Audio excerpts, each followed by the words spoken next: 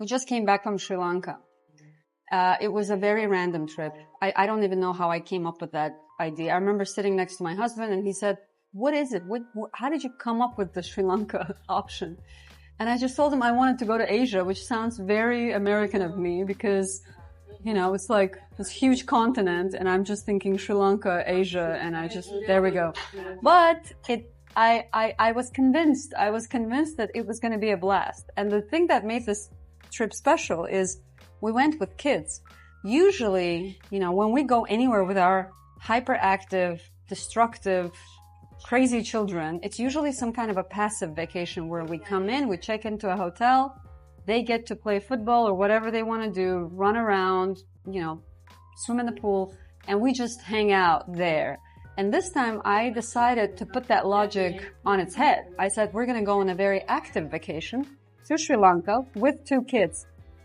And I was convinced that this way it will actually work because they're super active. And then we just, instead of keeping them in this passive place where they stay in one place, we moved them from between 7 cities. We packed and unpacked every single day. We hiked.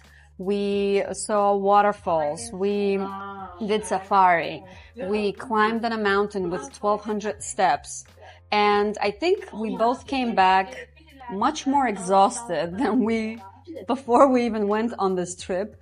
But it was really amazing to see your kids being really curious about the world and trying new cuisines and having to pack their own suitcase, which I forced them to do, and climbing a mountain and you know, being stuck in a car for 2 hours. All kinds of discomfort that we usually shield our children from. This way, it was, you know, discomfort most of the time.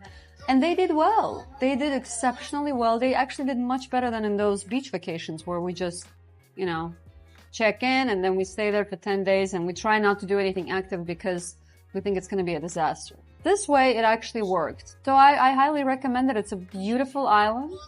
It's green. It has all kinds of shades of green. It has a lot to offer, even though it's quite small. And cherry on the top, it was full of Azeris. I was amazed at how many Azeris. Any place we went to, we bumped into a group of Azerbaijanis, which I was really proud because, you know, we usually go and we check into a hotel and it's restaurant and hotel type of deal. And here I saw people that were hiking. I saw people that were like exploring, you know, interesting crowd. So Azeri Gen Z is definitely much more adventurous than our generation. Go to Sri Lanka. Take your kids.